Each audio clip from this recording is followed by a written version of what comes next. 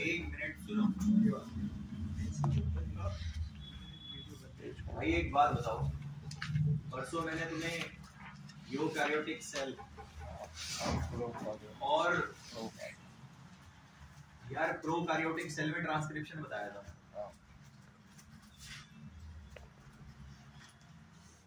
थोड़ा हिंदी में ही लिख देता हूँ।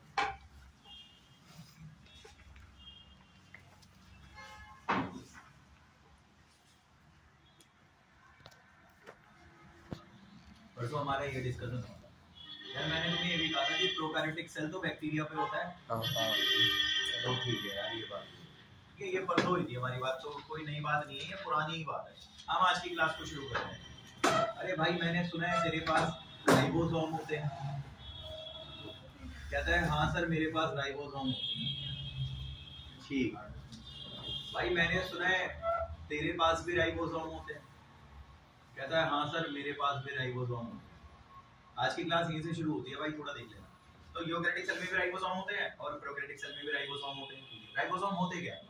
राइबोसोम भाई ऐसे ढांचे होते हैं जो आरएनए और प्रोटीन के बने होते हैं। तो made up of RNA and protein. चलो ये भी ठीक है भाई। नहीं, राइबोसोम ऐसे ढांचे होते हैं जो आरएनए प्रोटीन के बने होते हैं।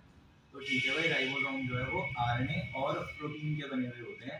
इट्स ओके, ठीक है भाई, मैं मना नहीं करता। सिंपल है, थोड़ा दिमाग लगाना। और आरएनए एक नहीं, एक से ज्यादा होते हैं। आरएनए एक नहीं, एक से ज्यादा होते हैं। सिंपल है। अब पहले सोचो, मैंने आपसे क्या बोला? मैंने बोला कि हम परसों पढ़ रहे थे ट्रांसक्रिप्शन प्रोकैरियोटिक सेल में, और हम परसों ही पढ़ रहे थे ट्रांसक्रिप्शन यूकैरियोटिक सेल में। वैसे प्रोकैरियोटिक सेल बैक्टीरिया में पाया जाता है और प्रोकैरियोटिक सेल में राइबोसोम होते हैं, वो तो खैर उसमें भी होते हैं भाई। और राइबोसोम आरएनए प्रोटीन के बने होते हैं, वो तो खैर उसमें भी बने होते हैं। आरएनए एक नहीं लगता, कई सारे लगते हैं, मैं बताऊंगा। और प्रोटीन भी एक नहीं लगता, कई सारे लगते हैं। इसलिए मैंने एसएस लगा दिया दोनों में, क्योंकि एक से ज्यादा लगता है भाई। अच्छा, मैंने सुना है तेरे पास जो राइबोसोम होता है वो 70S होता है, और मैंने सुना है तेरे पास राइबोसोम 80S साइज का होता है। कहता बिल्कुल भाई, सिंपल। तेरे पास 70S राइबोसोम होता है, उसके पास 80S साइज का राइबोसोम होता है, तेरे पास 70S साइज का राइबोसोम होता है। चलो ठीक है भाई। अच्छा, मैंने ये सुना है 70S को बनाने के लिए 50S और 30S को जोड़ना पड़ता है, और मैंने सुना है 80S को बनाने के लिए 60S और 40S को जोड़ना पड़ता है। बाकी देखो, आपके मन में क्वेश्चन आ रहा होगा कि 50 30 80 होना चाहिए और 60 40 100 होना चाहिए। ऐसा नहीं है, क्यों? वो 11th में पढ़ लेना भाई, अब इतना टाइम नहीं है। ठीक है, अब आगे सुन यार। ये जो 50S है, मैंने सुना है तुझे बनाने के लिए 23 स्मॉल राइबोसोमल आरएनए और 5 स्मॉल राइबोसोमल आरएनए और लगभग मैंने सुना है 21 तरह के प्रोटीन चाहिए। कहता है हाँ, 21 भी नहीं, 34 तरह के प्रोटीन। और मैंने सुना है भाई तुझको बनाने के लिए 16 स्मॉल राइबोसोमल आरएनए और मैंने सुना है 21 तरह के प्रोटीन चाहिए। कहता है हाँ, सिंपल है। थोड़ा सा देख लो पहले, वरना गड़बड़ हो जाएगी। सिंपल। अब सोचो, मैंने आपसे क्या बोला? इसको बनाने के लिए मुझे ये 3 चीजों को जोड़ना है और उसको बनाने के लिए मुझे इनको जोड़ना है। सिंपल। अच्छा, इधर बात करते हैं भाई।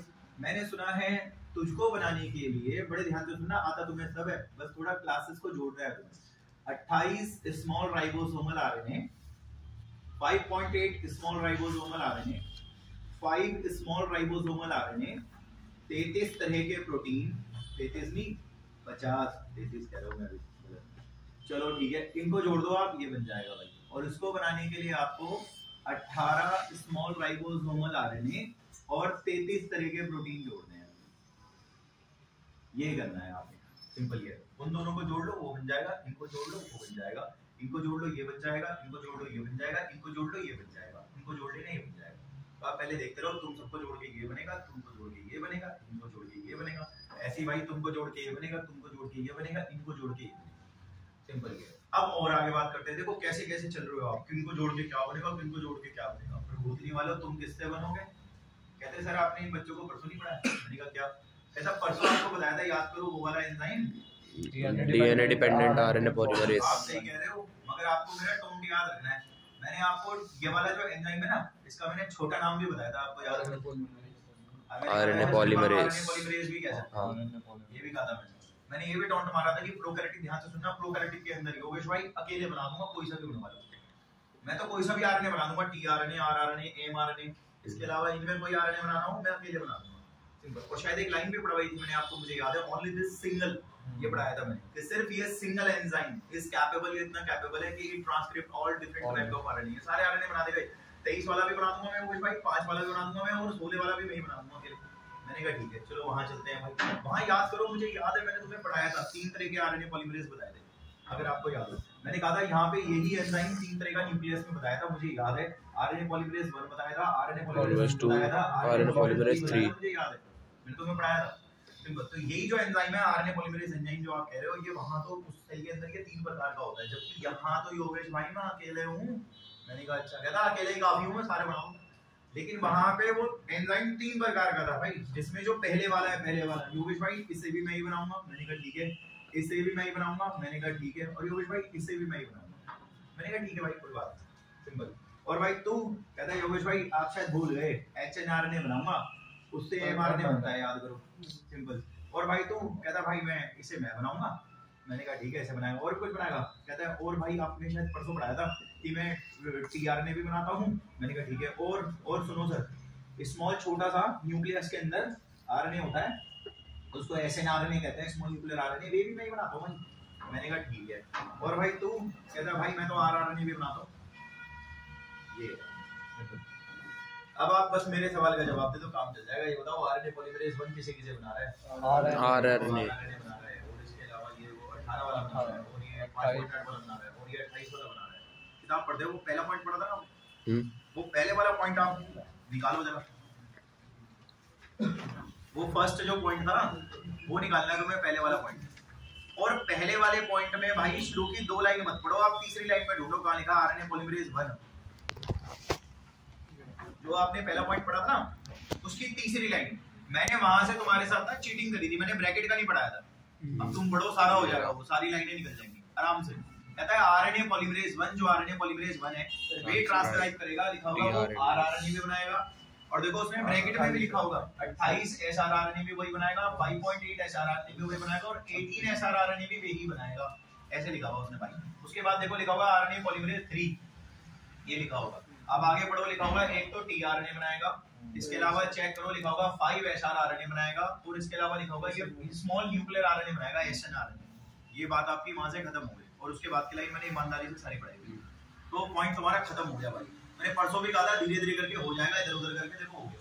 सिंपल ही है। अब तुम्हें याद रखना है, देखो पहले चीजें पढ़ोगे ना तो तुम्हें समझ आएगा। आप ये लाइन इतने हरामजादे हैं, इन्होंने लाइनों की मिक्स मैचिंग करी थी, दोनों टॉपिक मैच करे, मिक्स करे हुए, इसलिए समझ नहीं आता। तो आप पहले समझाना कि प्रोकैरियोटिक सेल अलग है और यूकैरियोटिक सेल अलग है, उनको हमें अलग अलग पढ़ना है। तो वो 3 देख लो क्या क्या बना रहे हैं, और इधर देख लो क्या हो रहा है। अच्छा एक बात बताओ यार, तुमने ये बता दिया इसने बनाया है, ये भी बता दिया इसने बनाया है, वो भी बता दिया इसने बनाया है, भैंस की दोनों नहीं बताई। ये 2 मैं तुम्हें ना अगले हफ्ते की शायद थर्सडे में या उसमें वेडनेसडे में क्लास आएगी। ट्रांसलेशन में क्या होता है? प्रोटीन। तो मैं प्रोटीन बनाऊंगा ट्रांसलेशन टॉपिक में।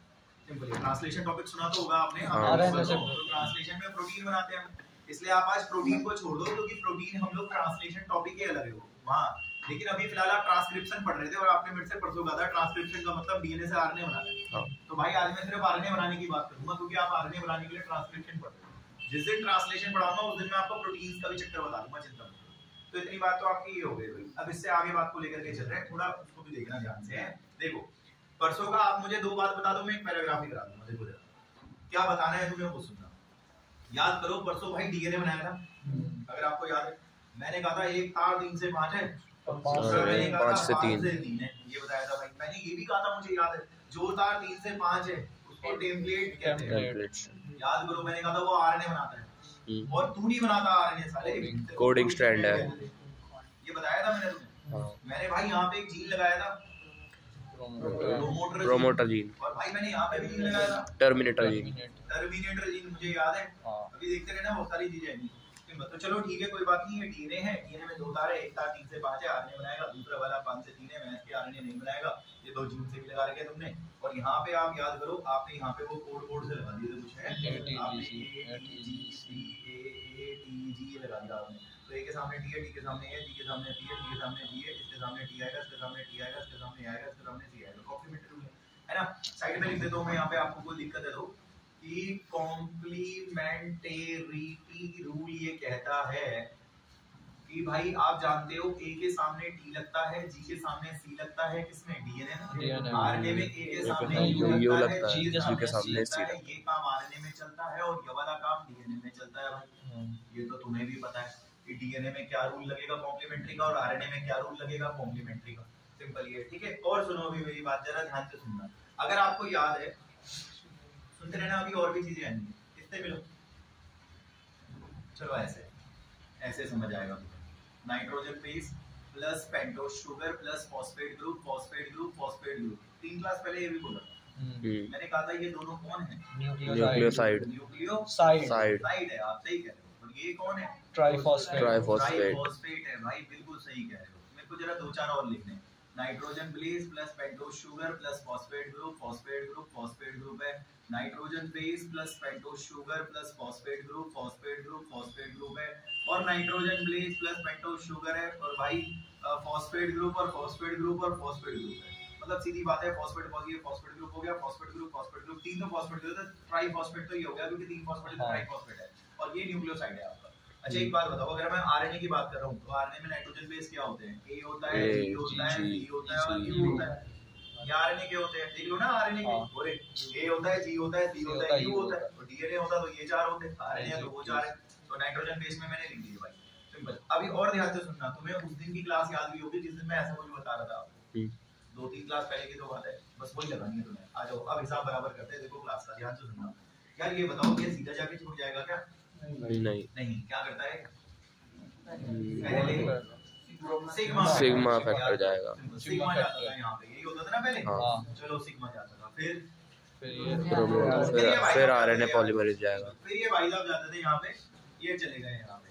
अब फिर क्या होगा, जैसे तैसे करके डीएनए को खोलता था, सिंपल ये। हाँ तो ठीक है, अब आपने मेरे से ये बात कही, ध्यान से सुनना, दिस आरएनए पॉलीमरेज एंजाइम, ये जो ध्यान से सुनना भाई, दिस आरएनए पॉलीमरेज एंजाइम, ये जो आरएनए पॉलीमरेज एंजाइम है इतना आराम ज्यादा है, ये सीधा जाकर के इस पे चिपकेगा, लेकिन उससे पहले ये चिपकेगा, पहले तो चिपकेगा उसके बाद वो चिपकेगा। चिपकने के बाद you somehow open the helix of DNA, जैसे तैसे करके तो डीएनए का तार खोलेगा, और डीएनए का तार जब तू खोलेगा तो शायद आप भूल गए वहां आरएनए बनना शुरू हो जाता था, अगर आपको याद हो, और तू खोलता चले जाता था, आरएनए बनता चले जाता था। यहाँ पे आने के बाद हालात कुछ ऐसे होते थे, याद करो, हालात कुछ ऐसे होते थे कि ए के सामने यू लगता था, टी के सामने जो है वो ए लगेगा, जी के सामने सी लगेगा, डी के सामने जी लगेगा, ए के सामने यू लगेगा, ए के सामने यू लगेगा, टी के सामने ए लगेगा और डी के सामने सी लगेगा। ये क्या बन रहा है, आरएनए।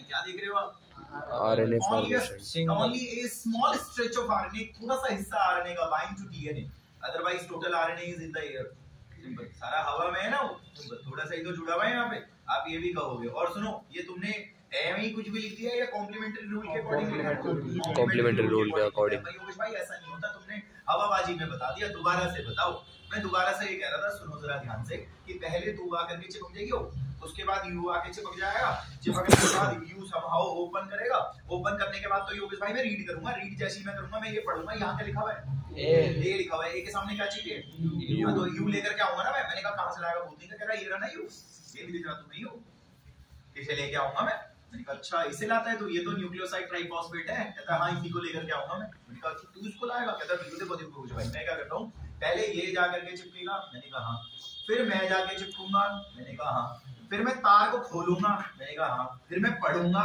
मैंने कहा अच्छा, ए के सामने यू आना चाहिए, फिर मैं यू वाले पे जाऊंगा, मैंने भाई ये तो बहुत लंबा चौड़ा हो, कह रहा बिल्कुल भाई ये बहुत लंबा चौड़ा हिसाब किताब है, कि मैं आया, मैं उसको खोला मैंने तार को डीएनए के, उसके बाद मैंने इसे रीड करा, रीड ए के सामने यू होना चाहिए आरएनए, तो यू वाले पे जाऊंगा मैं, और मैं उसके याद करो पढ़ाया था 2 फॉस्फेट तोड़ेगा, एनर्जी रिलीज होगी, एनर्जी आती है, उस एनर्जी से पूरे को उठाएगा ये यू वाले को रवाना लगा देगा, सिंपल। उसके बाद मैं और आगे जाऊंगा, टी है, टी के सामने क्या आना चाहिए भाई, ए, जब टी के सामने ए आना चाहिए तो योगेश भाई अपने ए वाले पे जाऊंगा, ए वाले पे जाके उसके 2 फॉस्फेट तोड़ूंगा, इससे एनर्जी निकलेगी, इस पूरे को उठा करके जोड़ लूंगा।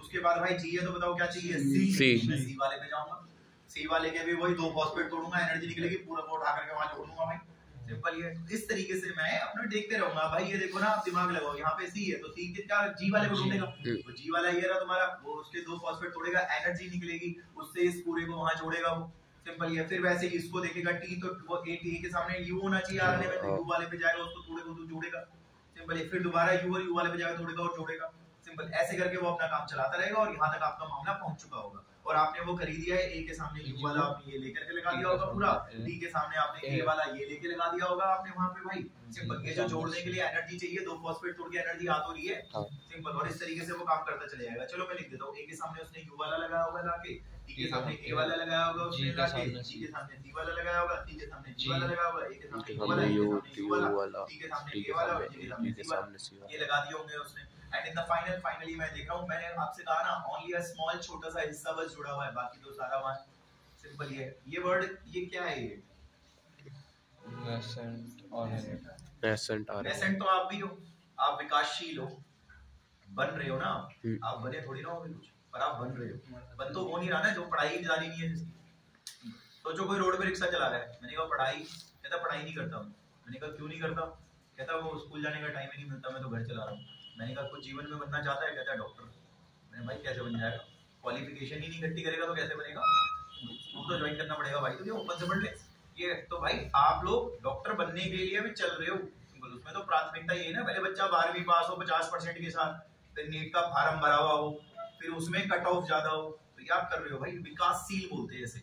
विकासशील का मतलब वह है जो अपने टारगेट की तरफ जा रहा है। मतलब मैं इंग्लिश में ये बोलूंगा कि which is near about to complete, simple ही है। उसको बोलते हैं हम लोग नेसेंट। नेसेंट का मतलब शुद्ध हिंदी में तो होता है विकासशील, जो अभी विकसित हो रहा है, यानी कि जो भी बन रहा है, सिंपल उसको बोलते हैं। एंड जो बन रहा है यानी कि आप क्या बोलोगे, it is near about to complete, simple ही है भाई। एक बिल्डिंग है 22 माले की बननी है, उसमें सारे माले गिरते जा रहे हैं, 1 2 3 4 5 6 जैसे जैसे माले गिरते जा रहे हैं, या तो आप बोलो विकासशील है, विकसित होती जा रही है, या फिर आप ये बोलोगे भैया नियर अबाउट टू कंप्लीट, या कंप्लीशन की तरफ जा रही है। तो इसके लिए नेसेंट बोलते हैं। नेसेंट आरएनए का मतलब वह आरएनए जो लगभग बन चुका है, वह बनने की कगार पे है, अब बनती है उसका, सिंपल। यहां से अलग होने के बाद बन तो गया वो, सिंपल। उसको बोलते हैं नेसेंट आरएनए। कोई पूछे आपसे नेसेंट आरएनए, हां विकासशील आरएनए, वो बोलेगा क्या, which is near about to complete, बस याद है टूटने के बाद बन ही गया वो, सिंपल, उसको कोई कमी नहीं है। अच्छा बताओ, ये एंजाइम करते करते करते करते भूतनी का यहां पहुंच गया था, टर्मिनेटर पे। फिर बताओ टर्मिनेटर पे कौन आया, रो फैक्टर आएगा। फिर रो फैक्टर ने क्या करा था, रो फैक्टर ने एंजाइम को भी अलग कर दिया था,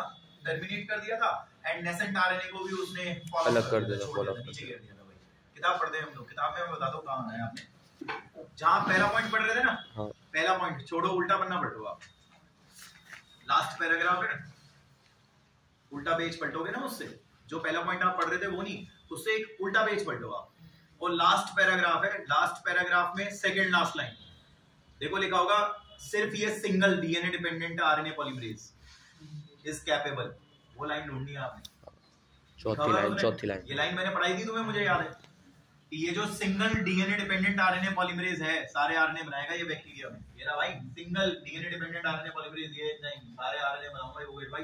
लेकिन ये बताओ, ये बात ये किसके लिए कर रहा है, प्रोकैरियोटिक के लिए नहीं कर रहा है, इतना आराम नहीं है। अच्छा इसके बाद की लाइन पढ़ना, क्या लिखी, RNA polymerase bind to promoter. हां, आरएनए पॉलीमरेज प्रोमोटर पे चिपकेगा और हिसाब किताबों को शुरू करवाएगा, इनिशिएशन भूल गए एरा। देखो आरएनए पॉलीमरेज यहां आकर के चिपकेगा और उसके बाद शुरू हो जाएगा, सिंपल। ये बताओ, ये शुरू कराने के लिए इनका यूज नहीं करेगा क्या, करेगा कौन है, ये न्यूक्लियोसाइड है, 3 फॉस्फेट ट्राइफॉस्फेट, सिंपल। ये बताओ एम कुछ भी लगा दूं क्या, या कॉम्प्लीमेंट्री के अकॉर्डिंग लगेगा, कॉम्प्लीमेंट्री के अकॉर्डिंग में लिखा है इट यूजेस, ऐसे लिखा है इट यूजेस, ये इस्तेमाल करेगा इनका न्यूक्लियोसाइड ट्राइफॉस्फेट्स का सबस्ट्रेट। और बेटा आप बेवकूफ नहीं, आपको पता है एंजाइम जिसका यूज करता है वो सबस्ट्रेट होता है, लिखा होगा एज अ सबस्ट्रेट। और देखो पेज पलट के उसने ये भी लिखा होगा कि वो लगाएगा कॉम्प्लीमेंट्री के अकॉर्डिंग, ये भी लिखा होगा, पढ़ते रहो, उसने पक्का लिखा होगा कि वो लगाएगा टेम्पलेट के कॉम्प्लीमेंट्री के अकॉर्डिंग। टेम्पलेट समझते हो, इस तार पे क्या है, टेम्पलेट में क्या है, उसके कॉम्प्लीमेंट्री के अकॉर्डिंग लगेगा, वहां से लाला, सिंपल ये लिखा हुआ उसने। फिर उसके बाद के नहीं पढ़ना, क्या लिखा, हाँ इट समाओ, ये जैसे तैसे करके खोलता चले जाएगा, ये लिखा है उसने, खोलता चले जाएगा, वहां आरएनए का तार भी लंबा होता जा रहा है, ऐसे लिखा हुआ है, इलोंगेशन जारी रहेगा, ये लिखा है ना उसने। फिर उससे बाद की लाइन में पढ़ना, क्या लिखा हुआ, only a short stretch of RNA, ये छोटा सा ही जोड़ा था यहाँ पे, बाकी सारा तो नेसेंट आरएनए पूरा हवा में उड़ रहा था, ये लिखा है उसने भाई, only a short stretch of, छोटा सा ही आरएनए जुड़ा हुआ है, बाकी तो हवा में लटक रहा है भाई, सिंपल। अच्छा ये बताओ, एंजाइम ऐसा करते करते कहां पहुंच गया ऊपर, टर्मिनेटर पे, और टर्मिनेटर पे पहुंचने के बाद क्या हुआ था, एंजाइम अलग ऐसी वो फॉल ऑफ, ये लिखा होगा कि जो आरएनए पॉलीमरेज एंजाइम है वो जैसे तैसे करके ऊपर टर्मिनेटर पे पहुंच जाएगा, and once it reaches the terminator, लिखा होगा एंजाइम जो है वो अलग हो जाएगा, टर्मिनेट हो जाएगा, और नेसेंट आरएनए फॉल ऑफ हो जाएगा, यही तो लिखा होगा, और क्या करेगा, सिंपल, आसान है, तो तुम लिख सकते हो भाई, कोई दिक्कत ही नहीं है, सिंपल। अब सोचो पेपर में क्वेश्चन आएगा ना 3 नंबर का, प्रोकैरियोटिक सेल में ट्रांसक्रिप्शन, तो आप सारा लिख सकते हो कि प्रोकैरियोटिक सेल में ट्रांसक्रिप्शन इसका मतलब बैक्टीरिया में ट्रांसक्रिप्शन, तो आप उसमें बता सकते हो योगेश भाई इस काम को कराने के लिए ना सिंगल एंजाइम होता है, देसी है भाई, सारे काम कर देगा, सिंपल है, सारे बना देगा, कोई सा भी आरएनए योगेश भाई मैं बना दूंगा, सिंपल। और ये करता क्या है, ये सीधा जाकर के यहाँ चिपकेगा, बताना उसको कि ये सीधा जाकर के यहाँ चिपकेगा, चिपकने के बाद जैसे तैसे करके तार खोलेगा, जो मैंने पढ़ाया है। और इनका तो यूज भी करेगा ये, सिंपल। और यूज कैसे करेगा, कॉम्प्लीमेंट्री के अकॉर्डिंग योगेश भाई, टैबलेट पे जो लिखा हुआ है, टैबलेट तार पता है ना किसे बोलते हैं, सिंपल, उस पे जो लिखा हुआ है उसका कॉम्प्लीमेंट्री वहां लगाएगा यहाँ से, सिंपल। ये यही पैराग्राफ आप लिख देना, 3 नंबर पूरे मिल जाएंगे, सिंपल। अब चलते हैं उधर भाई, सिंपल। तो एक काम करो, इसकी फोटो भेज लो, फिर इसे मिटा के ना योग कैरेक्टर की करेंगे, तो तुम इसकी पहले फोटो भेज लो, फिर सुनना, ध्यान से सुनना है वीडियो को, समझ लो।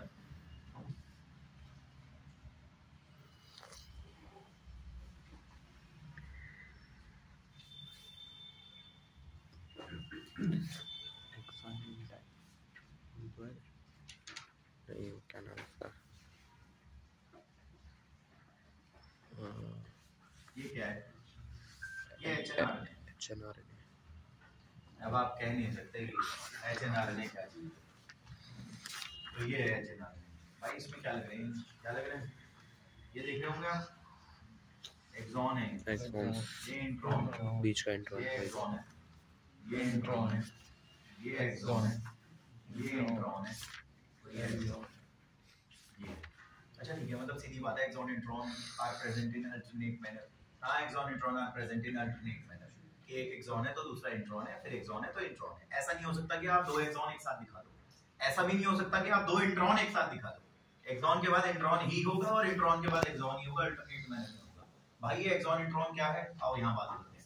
जो एक्सॉन होते हैं वो फंक्शनल जीन होते हैं, वो काम करते हैं सारे, जबकि जो इंट्रॉन होते हैं वो काम नहीं करते, वो ठल्लू जीन होते हैं, वो नॉन फंक्शनल जीन होते हैं, काम नहीं करते।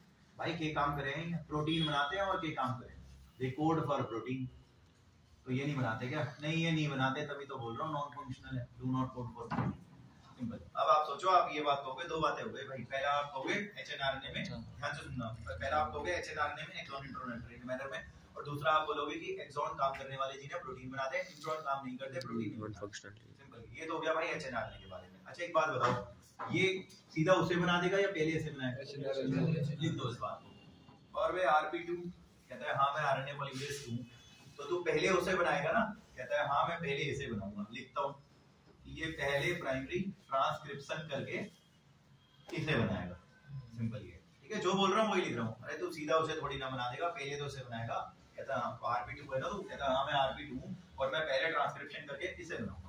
और मैंने कहा इसमें एक्सॉन इंट्रॉन दोनों है, कहता हाँ इसमें एक्सॉन इंट्रॉन दोनों है, एचएनआरएनए, कहता हाँ ये एचएनआरएनए है, और इंट्रॉन काम नहीं करता ना, कहता नहीं इंट्रॉन काम नहीं करता, एक्सॉन काम करता है। शॉर्टकट में लिखा हुआ है सेकंड पॉइंट। अब आप सेकंड पॉइंट निकालो आगे, जो है पहले के बाद दूसरा पॉइंट है ना, सेकंड वाला पॉइंट जरा पहली लाइन पढ़ो आराम से, क्या लिखा है, बड़े हरामी है साले, उसमें भी जल्दीबाजी में लिखा हुआ है। कहता है the second complexity is that, मतलब दूसरा कॉम्प्लेक्स पॉइंट है वो ये है कि, ये लिखा हुआ है, दोबारा पढ़ लो, the second complexity is that, दूसरा पॉइंट पढ़ रहे हो ना आप, तो the second complexity is that, इसका मतलब जो दूसरा कॉम्प्लेक्स पॉइंट है वो ये है कि, क्या है, प्राइमरी ट्रांसक्रिप्ट जो आप देख रहे हो, ये प्राइमरी ट्रांसक्रिप्शन होके जो बना है, लिखा हुआ है इसमें एक्सॉन इंट्रॉन दोनों हैं और इंट्रॉन नॉन फंक्शनल है, ये लिखा हुआ है। बहुत आसान है, कुछ नहीं है, वो बस पढ़ना है, तुम्हें किताब तो सारी आसान है, बस पढ़ने के ऊपर है। तो भाई प्राइमरी ट्रांसक्रिप्ट कंटेन, जो प्राइमरी ट्रांसक्रिप्ट पहले ट्रांसक्रिप्शन होके जो ये बना है, इसमें एक्सॉन इंट्रॉन दोनों है और intron and non functional, intron काम नहीं करता भाई, सिंपल ये। चल ठीक है, अब क्या होगा, अब देखो अब क्या होगा, बड़े ध्यान से सुनना, अब क्या होगा, ध्यान से सुनते रहना। और भाई कहता भाई वो मैंने कहा क्या, वो कहता भाई वो स्प्लाइसिंग होती है, मैंने कहा अच्छा, मगर हाँ एनसीईआरटी में गलत लिखा हुआ है, तो मैं यहाँ पे सही पढ़ा देता हूँ। पहले भाई कैपिंग होती है, पहले कैपिंग होती है, ये है। अब ये कैपिंग क्या है, चलो चित्र बनाता हूँ, फिर टेलिंग होती है। अबे ये क्या है, पहले चित्र तो बनाने दो, ये लो,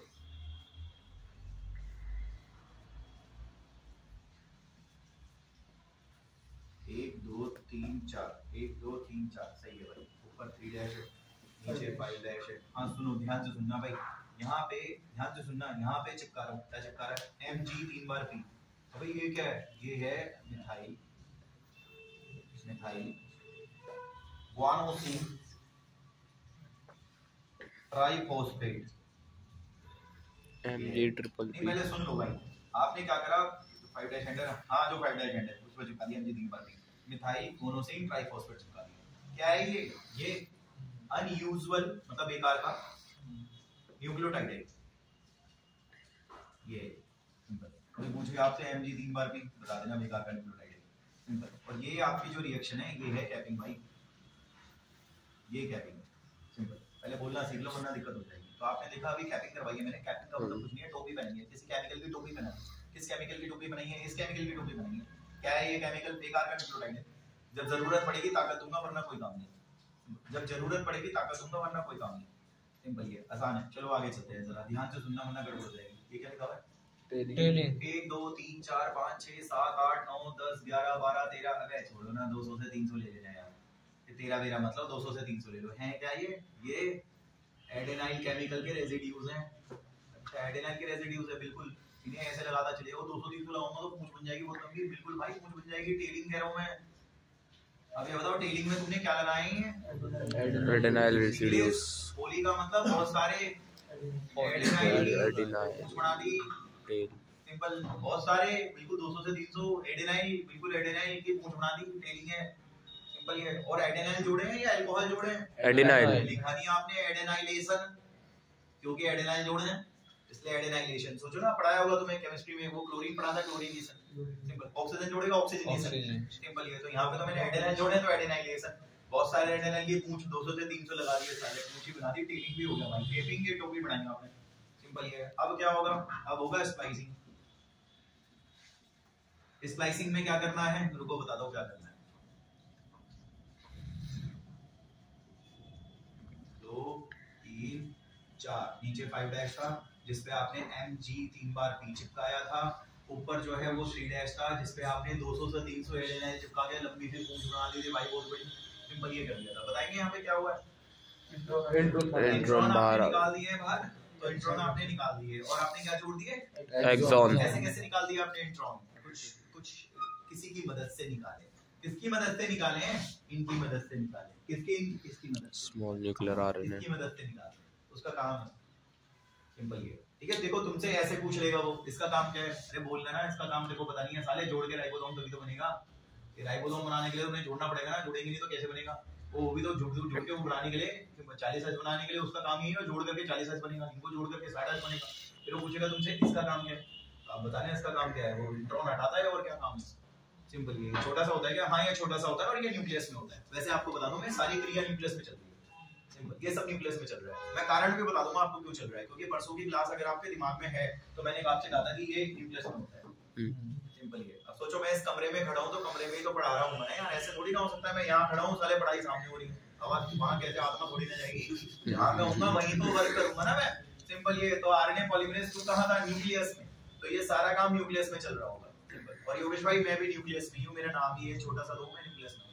सिंपल। मैंने कहा ठीक है कोई बात नहीं, एक काम करते हैं, आप मुझे ये बताइए ये जो स्प्लाइसिंग आपने करा है इसमें करा क्या आपने? मैंने इंट्रॉन्स को निकाल दिया और मैंने एक्सॉन्स को जोड़ दिया। ये उसके बाद की लाइन में लिखा है जहां पढ़ देते। देखो उसने लिखा होगा उसी के बाद hence subjected to be splicing. अब स्प्लाइसिंग होगी, लिखा होगा वेयर, जिसमें सारे इंट्रॉन्स निकल जाएंगे, इंट्रॉन रिमूव हो जाएंगे और एक्सॉन्स उसी ऑर्डर में जोड़ देना आप एक के बाद एक। वो तो मैंने जोड़ ही दिए। फिर आगे ये भी लिखा होगा उसने कि 2 काम और करवाए थे ना आपने, कैपिंग और टेलिंग। ऐसे लिखा होगा कि आपने 2 एडिशनल काम करवाए थे, कैपिंग टेलिंग। फिर अगली लाइन में लिखा होगा कैपिंग के अंदर आपने वो मिथाइल गोनासाइन ट्राइफॉस्फेट जो कि एक अनयूजुअल न्यूक्लियोटाइड है उसको जोड़ा 5' एंड पे। और फिर उसके बाद लिखा होगा टेलिंग में आपने 200 से 300 एडेनाइल के रेसिड्यू को जोड़ दिए भाई। ये कर दिया आपने। मैं आपको एक जानकारी के लिए बता दूं, जरा ध्यान से सुनना। ये इसके 2 नाम हैं। पहला ये है फुली लोडेड यानी कि फुली प्रोसेस्ड एचएनआरएनए। ये फुली लोडेड है। पहले इस पे यहाँ पे कुछ नहीं था, आज इस पे लोडिंग कर दिया आपने। पहले यहाँ कुछ नहीं था, आज आपने 200 से 300 बुलेट लोड कर दिया खाली।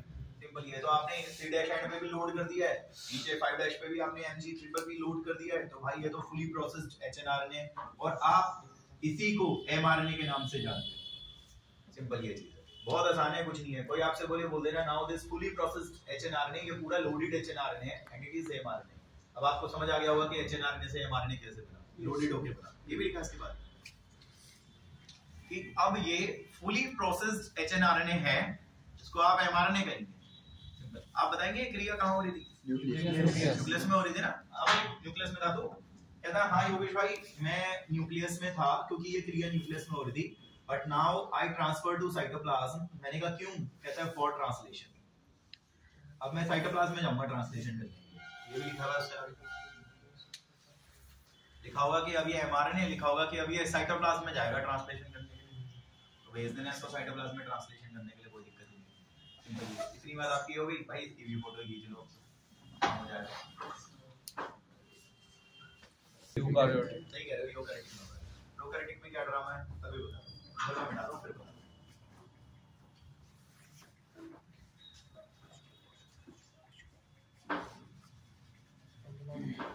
देखना भाई,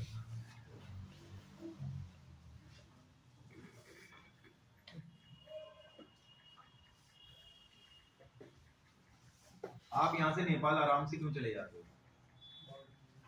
शायद आपको वीजा की जरूरत नहीं होती, पता है, चप्पल पहन के चले जाओ।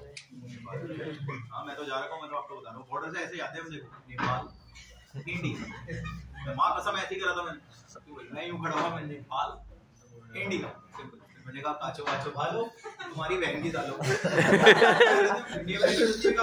सारे हो गए वहाँ पे, बॉर्डर पे खड़े होके करें हमने काम। और भाई सिंधु बॉर्डर पे गए थे, पाकिस्तान जिसके बाद शुरू होता है, वे वहां जाते नहीं है, ऐसे गेट बंद रहता है, वो रोज शाम को जवान दोनों तरफ के देखे होंगे आपने तो शायद यूट्यूब पे देखा होगा, मैं तो हकीकत में देखा हुआ है। वो है ही नहीं सिस्टम, आप जा ही नहीं सकते आपके पास जब तक प्रॉपर वीजा नहीं है। वहां वीजा घुसने के बाद भी ना वो लोग पूछेंगे आपसे। हमने कुछ लोगों को देखा जो बस से जा रहे थे, वो बस गई भाई, वहां पे उन लोगों को उतार के ना उनसे ये पूछा गया वहां पे बकायदा कि आप लोग, एक मेरा फ्रेंड था उसमें ये, लेकिन वो मुस्लिम था क्योंकि मैं रामजस स्कूल से पढ़ा हूँ, तो उसमें मेरे फ्रेंड मुस्लिम भी थे, तो उसको छोड़ने गए थे हम। कह रहा शाम को दिखाऊंगा तुझे वहाँ क्या होता है। भाई पहली बार देखा मैंने वहाँ पे कि ऐसा भी होता है जो यूट्यूब पे हम देखते हैं, वो हकीकत में होता है वहाँ पे, तो ऐसा नहीं है कोई बना रखी है वीडियो, सही में होता है। लेकिन जब वो वहाँ रुका, चीजें हुई, फिर उसका फोन आया मेरे पास, मैंने कहा यार तुम्हारे पास तो वीजा अलॉटेड था, ऐसा तो किसी कंट्री में नहीं हुआ कि बस रोक के पूछते हैं वहाँ पे किसके घर जाना है, कितने दिन के लिए जाना है, ऐसी चीजें पूछते हैं। और आपका स्टेटस देखते हैं, अगर आप ज्यादा पैसे वाले हो ना इंडिया के, तो आपको लालच देंगे वहीं सेटल होने के लिए, कि आप वहीं सेटल हो जाओ क्योंकि आप पे पैसा अच्छा है, तो आप वहाँ की इकोनॉमी रेट को बढ़ाएंगे। और अगर आप गरीब हैं, वापस भेजने की बात करेंगे आप, ये भी सिस्टम है। अच्छा इंडिया में आके आप चौड़े पे रह सकते हो, वहां पे अगर आप गए हो और आप उन लोगों को पता है आप पैसे वाले हो, आप किसी क्राइम में भी फंस सकते हो, तो आपको सोच समझ के रहना है। और जिस दिन आपका वीजा खत्म होगा उससे एक दिन पहले निकल के आ जाना, क्योंकि उस दिन हो सकता है किसी चक्कर में फंसा दिया तुम्हें, साला एक दिन के लिए तुम्हें रोक दिया वहां पे, तो रहो वहां पे, फिर तो क्रिमिनल बना देंगे तुम्हें कि निकले नहीं टाइम में। ये दिक्कत है भाई। अच्छा नेपाल में आप आराम से क्यों चले जाते हो? सोचो, क्योंकि दोस्ती है। नहीं दोस्ती होती कुछ नहीं है, नेपाल तो चाइना का हो रहा है, कानून सेम है, इसीलिए हमारे नेपाल के कानून सेम है, सिंपल, जो यहाँ हो वही वहाँ हो, सिंपल। अच्छा क्या यहाँ के और सऊदी के कानून सेम है? अरे हो जाके हाथ पैर कट जाएंगे हमारे। मैंने तो ये भी सुना है वहाँ आधे निकाल के हाथ पैर काट देते हैं उनके, अरे वहाँ जाके चोरी करी होगी यही के सीख करके, तो अगला तो यही के लेके जाएंगे। इसलिए यहाँ से मुझे लगता है सऊदी भेजने से पहले यहाँ पहले ट्रेनिंग दे दो कि भैया ऐसे ऐसे काम नहीं करने, वहाँ पे ऐसी ऐसी सजा मिलती है खतरनाक, ये चीज है भाई। बात क्या है, ये देखो मैं तुम्हें इसी चीज को यहाँ अप्लाई करता हूँ। ये देखो बात ये है कि ये यूकैरियोटिक सेल है और ये है प्रोकैरियोटिक सेल। मुझे तुम्हारा नहीं पता, पर प्रोकैरियोटिक सेल में न्यूक्लियर मेम्ब्रेन होती ही नहीं है, सिंपल। ये न्यूक्लियस है और ये है साइटोप्लाज्म। साइटोप्लाज्म को साइटोसोल कहते हैं, साइटोप्लाज्म का ये कोड नाम है, ठीक है। और यहाँ पे ये न्यूक्लियस है और ये है साइटोप्लाज्म। तो मैं ये बात कहूंगा, जरा ध्यान से सुनना, यानी कि साइटोसोल मतलब साइटोप्लाज्म ही होता है, तो मैं ये कहूंगा कि वहां पे देयर इज सेपरेट कंपार्टमेंटलाइजेशन। यहाँ पे सेपरेट आप देख रहे हो कंपार्टमेंट बने हुए हैं, बॉर्डर बना हुआ है, सिंपल ये। तो यहाँ पे सेपरेट कंपार्टमेंटलाइजेशन है न्यूक्लियस और साइटोसोल के बीच में, लेकिन यहाँ पे कोई कंपार्टमेंट नहीं बना हुआ, सिंपल ये। जैसे एग्जांपल के लिए देखो, दिमाग लगाओ, जब आप नीचे पढ़ते थे बेसमेंट में, तो वहां पे क्लासरूम और ऑफिस का एक बीच में पार्टीशन डाला हुआ था, तो एक सेपरेट कंपार्टमेंटलाइजेशन था, लेकिन अभी नहीं है, सिंपल। अभी है वो पीछे काउंटर बना रखा है, यहाँ ये, जबकि नीचे जब आप थे कंपार्टमेंट बना रखा था हमने, सिंपल, कि वो अलग है ये अलग है वाली सेक्शन। उसी तरीके से यहाँ पे भी मैं आपसे बात कर रहा हूँ कि ये कमरा है, ये रहा ऑफिस, ये रहा क्लासरूम, एक ही है, बीच में कोई बाउंड्री नहीं डाल रखी हमने, लेकिन नीचे क्या था बेटा, दोनों के बीच में बाउंड्री लगा रखी थी आपने, सिंपल ये है। अब बात क्या होती है, सुनो जरा, यहाँ पे जो एचएनआरएनए आप बना रहे हो उसको प्रोसेसिंग की जरूरत है, उसको पहले एमआरएनए बनना पड़ेगा ना, स्प्लाइसिंग कैपिंग टेलिंग करवाई आपने अभी, सिंपल। यहाँ पे क्या होता है, प्रोसेसिंग की जरूरत ही नहीं है, क्योंकि भाई कानून तो सेम कहाँ है, सिंपल। इसलिए यहाँ पे क्या होता है, एचएनआरएनए कुछ नहीं, सीधा एमआरएनए बनता है भाई, ये चीज है। तो आप इस बात को भी बताना। और हाँ, प्रोकैरियोटिक सेल किसके पास होता है, बैक्टीरिया। तो आप इंग्लिश में क्या बोलने वाले हो? आप इंग्लिश में बोलने वाले हो in prokaryotic cell that is in bacteria there is no separate compartmentalization between nucleus and cytosol hence mRNA do not require any processing. लेकिन वहां पे उसको जरूरत पड़ी थी प्रोसेसिंग की, उसको कैपिंग, टेलिंग, स्प्लाइसिंग वगैरह दसों काम करने पड़ते थे। सिंपल है। लेकिन यहाँ पे उसको किसी चीज की जरूरत नहीं है, सीधा एमआरएनए बनता है भाई। सिंपल, ये बात भी लिखी हुई है। आप एक काम करो, उल्टा पेज पलटो, जहां पढ़ रहे थे वहां से उल्टा। तुम्हें याद है वो पैराग्राफ जिसमें लिखा था न्यूक्लियोसाइड ट्राइफॉस्फेट, न्यूक्लियोसाइड ट्राइफॉस्फेट, वो भी क्या देखो सुनो, जिस पेज पे पहला पॉइंट है वो निकालो आप। फर्स्ट पॉइंट किस पेज पे है भाई? पहला वाला पॉइंट है जिस पेज पे, उससे ऊपर वाला पैराग्राफ नहीं पढ़ा आपने। अब उसे पढ़ो, आराम आराम से पढ़ना। क्या लिखा है? इन बैक्टीरिया। इन बैक्टीरिया, हाँ आगे। एमआरएनए को जरूरत नहीं है, वो एचएनआरएनए पहचानने कुछ नहीं है। योगेश भाई मैं एमआरएनए हूं, वो दोनों चीजें सेम ही है, वो जरूरत ही नहीं है। सिंपल ये लिखा हुआ उसने कि एमआरएनए को किसी प्रोसेसिंग की जरूरत नहीं है। कारण भी लिखा हुआ, कहीं पे देखो लिखा होगा कि कोई कंपार्टमेंटलाइजेशन होता ही नहीं है साइटोप्लाज्म और न्यूक्लियस के बीच में। सिंपल ये चीज है भाई। यहाँ से उत्तर प्रदेश भेजना है तुम्हें, क्या कानून सिखाऊंगा मैं तुम्हारा? क्या वीजा दूंगा? कानून तो सेम ही है दोनों जगह। लेकिन यहाँ से तुम्हें दुबई भेजना है, सऊदी भेजना है, कानून 4 सिखा के भेजने पड़ेंगे।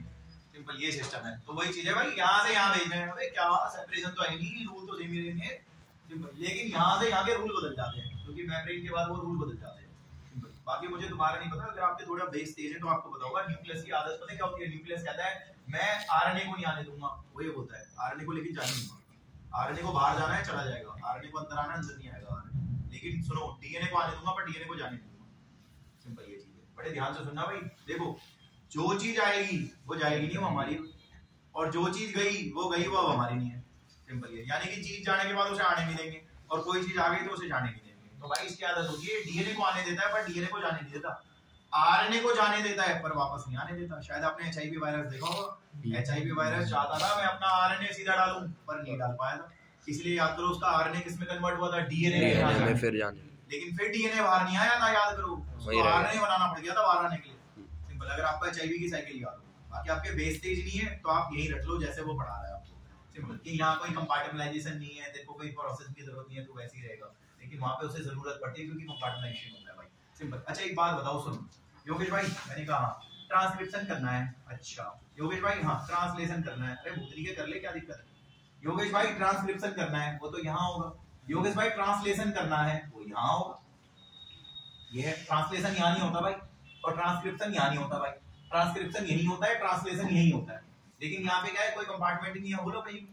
सिंपल, ये भी लिखा होगा उसमें, देखो लिखा है ट्रांसक्रिप्शन ट्रांसलेशन एक साथ हो जाते हैं, ये लिखा होगा उसी लाइन में लिखा हुआ है कि ट्रांसक्रिप्शन ट्रांसलेशन एक साथ हो जाते हैं।